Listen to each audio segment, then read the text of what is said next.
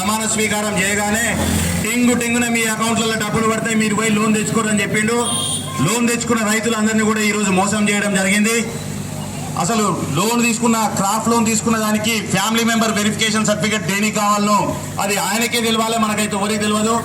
రుణమాఫీ చేయాలని చిత్తశుద్ధి ఉన్నట్టయితే రేషన్ కార్డుతో సంబంధం లేకుండా, దేనితోటి సంబంధం లేకుండా భూమి ఉన్న ప్రతి రైతు తెచ్చుకున్న లోన్ అందరికి కూడా మాఫీ చేసి ఆయన చిత్తశుద్ధిని నెరవేర్చుకోవాలి.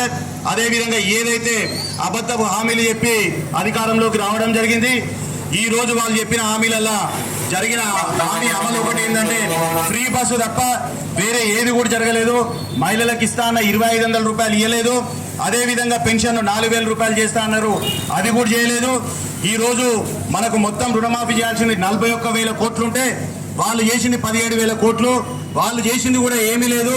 ఏదైతే జూన్లో రావాల్సిన రైతు బంధు ఏదైతే ఉందో అది మన అకౌంట్లో వేస్తే అదే దాదాపు 10,000 కోట్ల రూపాయలు అవుతుంది.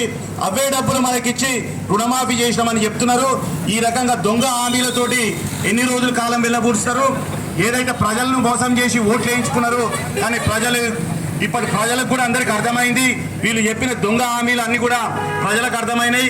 రేపు రాబోయే రోజులల్లో ఖచ్చితంగా కాంగ్రెస్ పార్టీ మీద ప్రజలు తిరుగుబాటు చేసే రోజు ఖచ్చితంగా దగ్గరలోనే ఉన్నది. రేపు జరగబోయే స్థానిక సంస్థల ఎన్నికలలో కూడా ఈ దొంగ హామీలు చెప్పి అధికారంలోకి వచ్చిన కాంగ్రెస్ పార్టీని కూడా ఖచ్చితంగా ప్రజలు నిలదీస్తారు. ఈ రకంగా దొంగ హామీలు చెప్పిన కాంగ్రెస్ పార్టీని మనందరం కూడా గ్రామాన నిలదీయాలి. అదే రకంగా ఈ రుణమాఫీని బేషరతు లేకుండా ప్రతి రైతుకు కూడా చేరే వరకు మనందరం కూడా ఖచ్చితంగా పోరాటం చేద్దాం. ఈ పోరాటంలో పాల్గొంటున్న ప్రతి ఒక్కరికి పేరు పేరున ధన్యవాదాలు తెలియజేసుకుంటూ ఈ అవకాశం కల్పించిన అందరికి పెద్దలకు నమస్కారం తెలియజేస్తున్నాను.